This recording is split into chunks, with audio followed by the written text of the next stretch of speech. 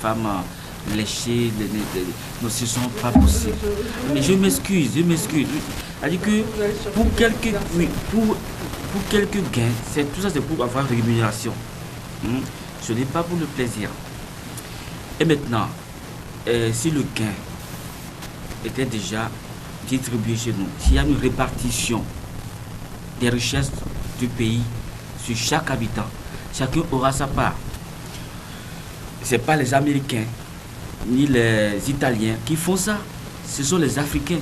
Alors, les Africaines, si vous voulez, quand vous prenez chaque État africain, nous sommes 54 pays, je crois, même jusqu'au Maghreb, elles sont toutes réduites à des pratiques obscènes. Bravo, parce que justement, leur pays n'offre pas une certaine sécurité financière pour pouvoir vivre.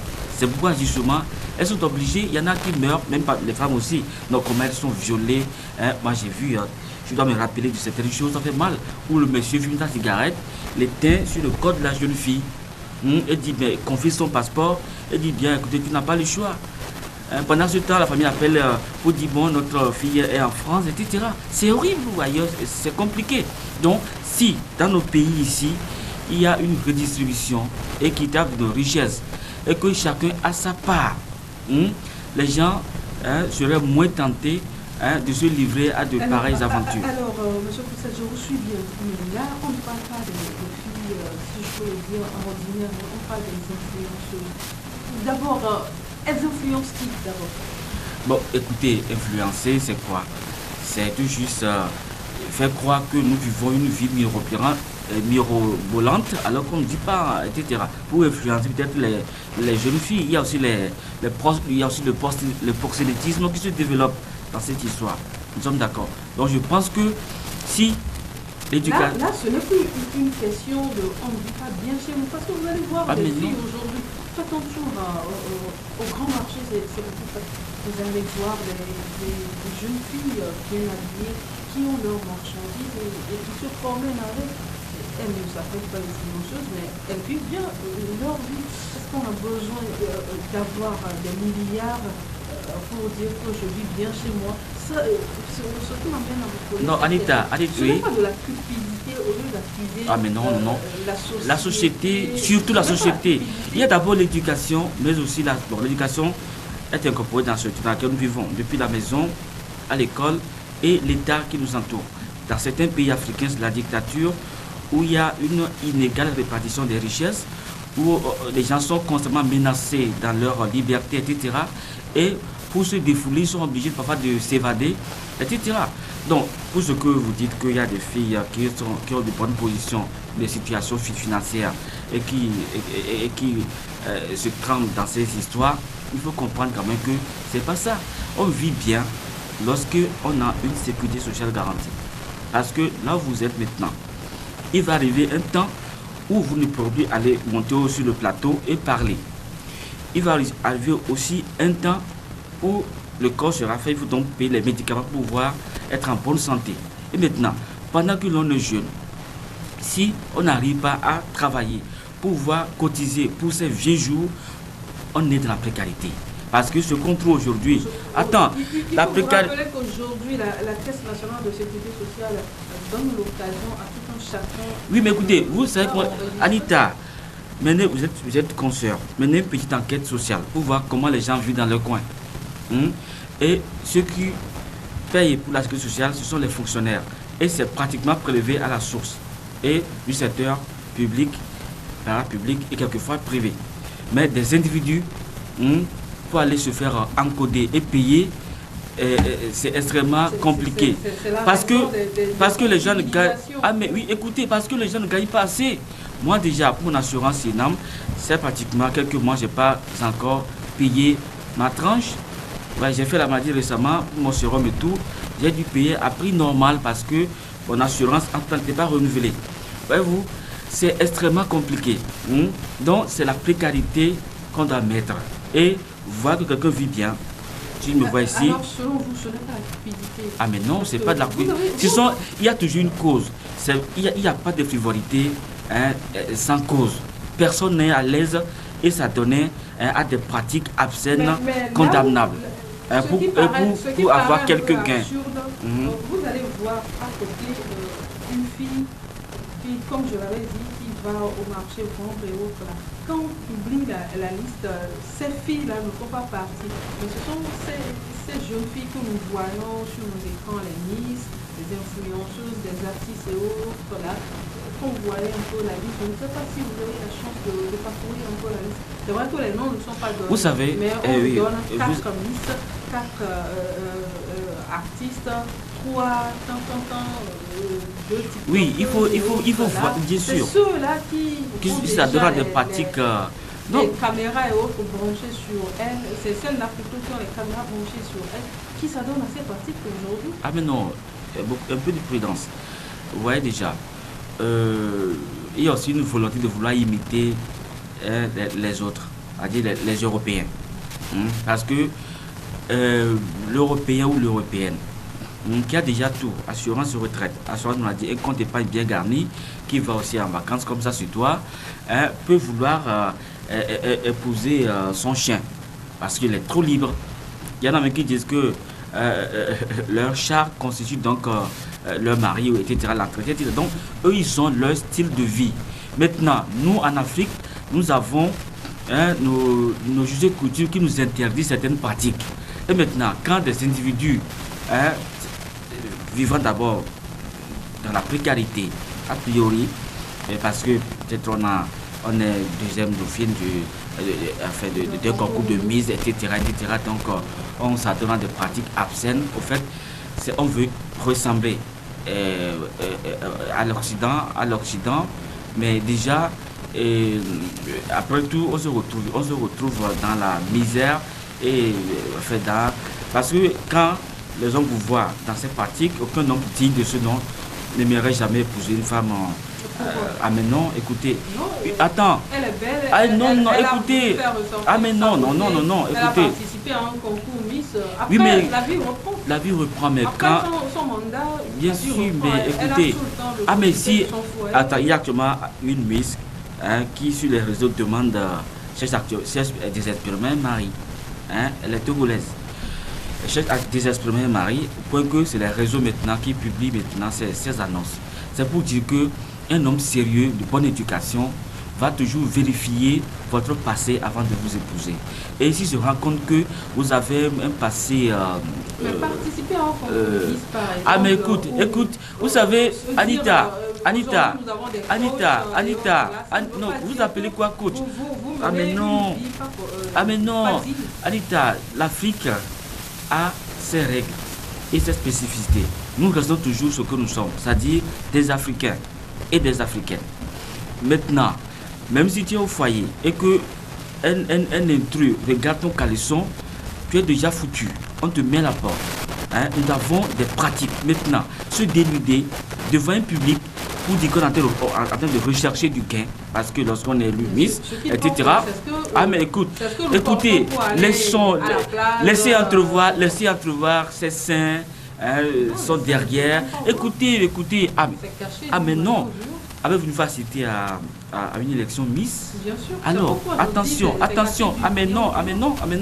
Il y a des tenues sexy, des tenues de toute nature, qu'elles sont amenées souvent à porter et à défiler devant des milliers de regards. Vous savez, en principe, moi, en tant que père, je n'accepterai pas que ma fille... mais non, cela a des pratiques du genre. Ce serait pour moi... un affront, une indignation familiale. Et là, je vais vérifier si effectivement elle est de mon sang. Elle est de mon sang parce que nous avons des pratiques. Ah mais non. C'est juste pour une année. Oui, mais écoutez, après c'est fini. Mais quand c'est fini, après qu'est-ce qu'elles redeviennent? Posez-leur la question. Oui, déjà, quand une fille s'expose publiquement, mais il y a les officiels, les ministres, les gens de renom qui ont les moyens. Ah mais oui, souvent elles témoignent. Non, c'est mis facilement face aux caméras, témoignent. Témoignent. Je suis journaliste, j'ai des informations Ah mais non, non, non, non. Écoutez. Ah mais non, ah mais non, ah mais non, ah mais non, ce sont des pratiques. C'est facile de venir dire. Non, non, non, allez sur Google, allez sur Google. Moi, je fais beaucoup de recherches. Sur Google, il y a beaucoup, il y en a, il y en a où après ça, elles terminent leur course sur le lit des autorités, etc., pour des faveurs, etc. Voyez-vous, je pense que une vie sexuelle doit être protégée, épanouie. Nous sommes en Afrique, l'Afrique doit rester ce qu'elle est, c'est-à-dire un continent de morale, un continent de civilité sexuelle, un continent d'éducation, etc., etc. Donc, il ne serait pas normal de voir nos filles, soi-disant influenceuses, je sais pas quoi, se mettre en travers des règles pour dire que vraiment l'on puisse les apprécier. En tout cas, moi, une fille du genre, aussi belle qu'elle soit, ne m'intéresserait pas. Voilà. Et tout homme sérieux, moi je suis garçon, tout homme sérieux, quand il voit, peut-être c'est pour goûter partir. Personne ne mérite garder une telle personne à vie dans son foyer. Si cet individu à un concours et après quoi, ça devient quoi après ce concours-là? Vous savez, moi je travaille. Non, non, attends, c'est pas ça. Ah mais non. Ah mais bien sûr, mais après, qu'est-ce que c'est qu'il y a derrière ce concours-là? Il y en a même qui ont épousé des Miss dans ce pays, on a vu. Alors, il a trouvé la Miss là où, voilà, c'est en s'exhibant que l'individu a trouvé que, écoutez, celle-ci, alors que c'est déjà des. Vous savez, le corps est sacré. Le corps est sacré. Le corps humain, bien sûr, le corps humain est sacré. Mais lorsque quelqu'un va quand même s'exhiber publiquement avec des démarches et machin, mais écoute, quand un homme sérieux va défiler votre album, écoutez, vraiment on se pose des questions naturellement que, écoutez, à 18 ans, tu avais participé au concours Miss, donc tu as certainement été dragué, machin, et après, mais non, écoutez, qu'elle se trouve derrière de la drague, après la drague, ça termine où? Je sais pas. Donc on se fait des idées, on se fait plein d'idées. Mais c'est pas 100%, mais à un fort taux de pourcentage, ça marche, ça termine toujours comme ça. Donc je pense que à nos filles qui veulent quand même vivre libre dans une société africaine digne, elles doivent quand même s'éloigner de ces pratiques obscènes. Le fait même d'aller face à une caméra pour montrer des pratiques sexuelles inacceptables socialement et dire qu'on est artiste, on est si, on est ça, je pense que c'est des pratiques en principe qui doivent faire objet de poursuites judiciaires pour attenter à la pudeur par exemple, parce que nous avons besoin d'une société de morale, une société, vous savez, si en Afrique on est en retard, c'est aussi parce que nous ne respectons pas les recommandations divines. Les gens vont jusqu'à faire la moupa derrière, pas le nez, ou pas des pratiques non autorisées par Dieu. Vous aurez la malédiction toute la vie durant. Le monde est assis sur des règles bien précises que nous devons respecter. Alors, quelqu'un se met en travers doit pouvoir espérer les conséquences. Eh bien, merci à vous. Ça vous avez donné votre avis sur le sujet, même si à un moment donné, je ne partageais pas votre avis, mais bon. Et c'est la démocratie. Je reste quand même. Je pense avoir raison. Je pense avoir raison. Du reste en tête, parce qu'au film, je suis femme aussi. Ah mais non. Vous avez, on peut attaquer les femmes. Ah bien sûr. S'il vous plaît, aidez-nous à vous aimer sans arrière-pensée, en toute liberté. Restez-nous fidèles, nous chastes. Alors, on va parler maintenant de la liberté de la presse, le 3 mai dernier était célébrée la journée mondiale de la liberté de presse. Et selon le poste du ministre en charge de la communication, des avancées ont été enregistrées dans ce domaine. Il a parlé notamment de la sécurité des journalistes et de l'accès à l'information. Au même moment, selon un rapport de Reporters sans frontières, notre pays perdit 26 places en matière de liberté de la presse dans le classement mondial. Dites-nous d'abord, quel est l'état de la liberté de presse dans notre pays aujourd'hui? Anita, laissez-moi vous dire que la liberté de presse ou d'expression est actuellement très menacée dans notre pays. Menacée pourquoi? Oui, elle est menacée parce que tout dernièrement, on a vu des journalistes condamnés, abandonnés par la RAC et remis au maître de la justice qui en a fait souvent qui en a fait éventuellement ce qu'elle pouvait avec des lois du code civil qui sont appliquées à tout citoyen, alors que le journaliste a des spécificités. Le journaliste n'est pas un citoyen ordinaire. Nous sommes soumis à une législation qui diffère de celle de la société civile. Et malheureusement, on nous confond à chaque événement, à chaque petit bobo. Maintenant, on vous soumet aux procédures pénales au niveau de nos tribunaux. Et beaucoup ont fait la prison. Même certains ont perdu la vie.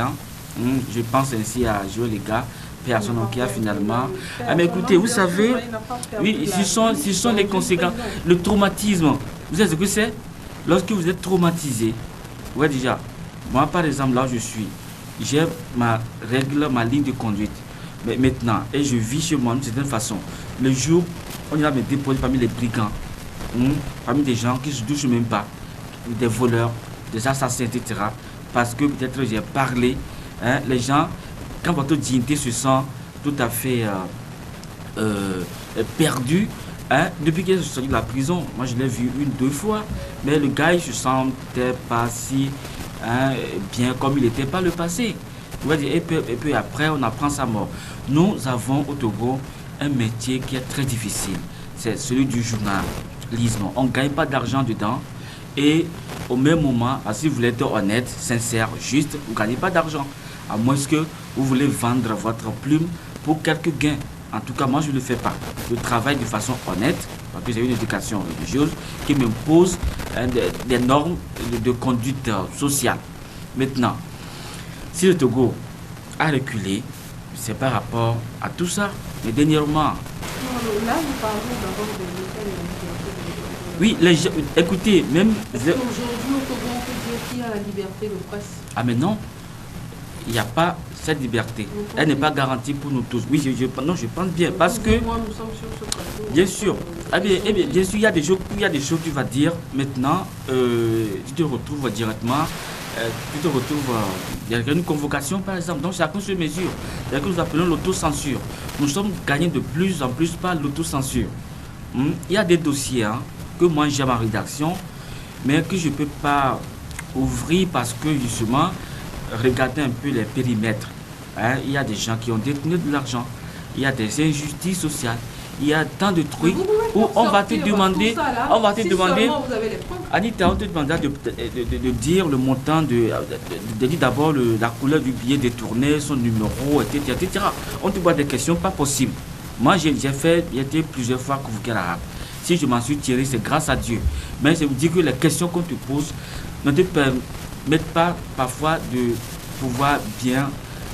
Parce que dernièrement, quand j'étais convoqué, c'était en 2000, je sais pas, 20 ou 2021, comme ça.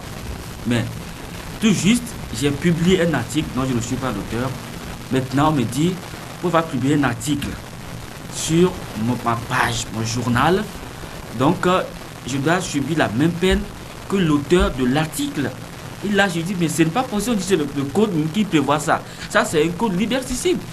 Si j'ai trouvé d'intérêt pour un article que j'ai publié, vous voyez déjà, Eh bien, que vous partagez l'avis de la personne qui a posté l'article. Attends, l'auteur de l'article est d'abord le premier responsable. Parce que très souvent, il y a ce que nous appelons la confraternité entre les confrères. Un confrère publie un article, me dit, bon écoutez, votre journal a beaucoup d'audience, je veux que tu me relais ça. Bon, j'ai relais l'information. C'est dans mon journal, on a lu l'information. Eh bien, oui, et bien sûr, je suis convoqué, mais écoutez, maintenant, je dois me défendre et m'en aller. Maintenant, on me dit non, que j'encours la même peine que l'auteur principal de l'article. Ça, c'est un peu à l'encontre des libertés. Il faut quand même que la loi soit juste en la matière. Parce que chacun, même quand on prend par exemple le code civil, chacun est responsable de ce qu'il a causé, non seulement par son fait, même par son imprudence. Donc, on peut imputer à autrui la faute commise par l'autre. Ce n'est pas possible. Pas son avis, ah mais non, attends. Ah mais non, écoutez.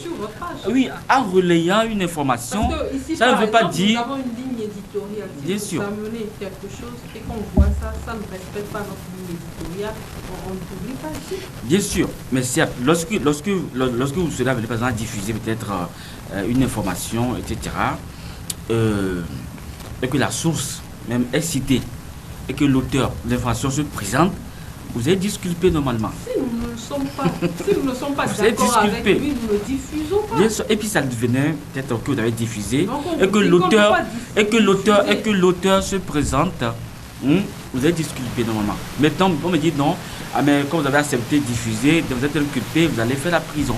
Ah mais non. Vous partagez son avis. Alors, nous n'avons pas assez de temps. On reviendra bien sûr. Bien sûr. Demain, on reviendra. Ah oui, oui, c'est notre journée, notre semaine. Oui. Le Togo a perdu 26 places. 26 places, oui. Qu'est-ce qui n'a pas marché? Ben ça, je viens de dire, c'est une radio étrangère que j'ai appris la nouvelle depuis hier, que le Togo a reculé sur ce plan. Et je dis, c'est tout à fait normal. Quand je fais le bilan, quand je vois ce qui se passe, on a reculé. Mais tout dernièrement, le journal Le Détective a publié un article, il a été convoqué et c'est suspendu pour 4 mois. Moi, j'aurais aimé plutôt que si celui ou celle qui porte plainte agissait en sorte que l'auteur de l'article peut réécrire l'article comme droit de réponse en corrigeant maintenant les errances, ça aurait été mieux que de suspendre le journal. Parce que moi, j'aurais aimé que quelqu'un me traite de voleur, de ci ou tout ça. Et après, lorsque je porte plainte et que je ne suis rien dans ça, il réécrit pour me dire, ah, j'ai blessé M. Cousset. Cousset n'est pas un voleur. Cousset n'est pas... Toutes mes excuses. Ce serait mieux maintenant quand on suit pas dans le journal, cette punition paraît un peu lourde, mais l'infraction lue déjà par la population reste telle. Il faut plutôt réécrire l'information, de la bonne manière. Et c'est l'auteur maintenant qui vous dit, ah non, ça c'est pas bien dit, j'ai fait ci, j'ai fait ça. Il veut réécrire ça comme ça. Tu réécris et tu présentes tes excuses publiques. Selon vous, il faudrait que la RAC privilégie les droits de réponse. Absolument, bien sûr. Oui, en termes, une fois je me rappelle, j'avais écrit un article qui avait attaqué éventuellement un économiste, Nadim Khalif. Voilà. Et on était rentré un peu en collision, mais après, j'ai immédiatement compris, quand il m'a expliqué qu'il en était pour rien, pour ci ou pour ça, j'ai juste écrit un droit de réponse où j'ai tout corrigé en citant l'auteur qui nous a apporté des quotations nouvelles sur des événements. Et on s'est sympathisé. Mais lui, il pas aller porter plainte à la ah mais non, j'ai évité que ça aille là, parce que très vite, je suis aussi très attentif. Vous voyez déjà, et j'ai discuté avec l'intéressé et il m'a apporté des éclaircissements. Parfois, on n'a pas toutes les informations avant de mettre sous presse. Et quand l'auteur, maintenant... Ça aussi, c'est la faute à nous, journalistes. Bien sûr, mais c'est compliqué. Au Togo, c'est un pays où il y a beaucoup de rétention d'informations. On ne veut pas vous dire. Moi, j'ai fait une sortie... Le problème pour nous aussi, reconnaissons que nous aussi, nous aimons trop l'esprit. En fait, on aime trop l'esprit. Vous allez voir tel article. On va dire que c'est moi qui ai diffusé l'information pour la toute première fois. Oui, oui. Et après, c'est vous qu'on accuse parce qu'il y a des irrégularités dans votre élément diffusé ou bien dans votre article publié. Vous ne voyez pas que pour éviter ce genre de choses, il revient à nous, journalistes aussi, de vérifier, de passer par tous les états. Oui, vous savez, moi je fais déjà plusieurs années dans la corporation. il y a ce qu'on appelle aussi la sensation. Tout bon journaliste aimerait faire du sensat pour un article. Alors, pour faire sensat, parfois, on fait un titre un peu pompeux pour amener à lire. Parfois, pour avoir la primeur de l'information, on peut aduler un peu pour voir toujours le maximum de lecteurs. Mais ce que moi je souhaite, c'est que qu'on privilégie dans tous les cas des droits de réponse, comme vous l'avez dit, et que des dialogues soient souvent ouverts entre la HAC, le journaliste, et les plaignants, plutôt que d'aller vite à des suspensions. Lorsque vous suspendez un journal, pardon, vous faites rien, vous ne faites rien que de mettre une population en prison. Parce que, oui, lorsque on manque d'informations, on devient prisonnier. C'est ça. L'info, moi, chaque matin, je m'informe avant de quitter mon lit. Je vais sur RFI, je vais sur... je regarde un peu Figaro, je regarde un peu je m'informe avant de me lever. Maintenant, si on met plus d'informations, subitement, comme ça, ouais, donc, c'est que je suis devenu prisonnier. Donc, fermer un journal a toujours son auditoire. Les gens qui lisent ce journal, qui s'en informent. Maintenant, si soudainement vous coupez, vous mettez des milliers d'âmes en prison, ce qui n'est pas bien. Donc, on doit privilégier les dates de réponse, dialogue, discussion, plutôt que d'aller à la fermeture. On a trop fermé. Les gens de télévision, l'autre là, beaucoup sont fermés, c'est pas normal. Alors, avant d'arriver à la fermeture, il faut que toutes les étapes soient épluchées. Merci à vous. C'est mon plaisir, Anita. J'espère vous retrouver mardi le jeudi, on ne sait pas. Merci. C'est toujours mon plaisir. Chers téléspectateurs, merci à vous de nous avoir suivis. Je vous donne rendez-vous dimanche prochain à la minute.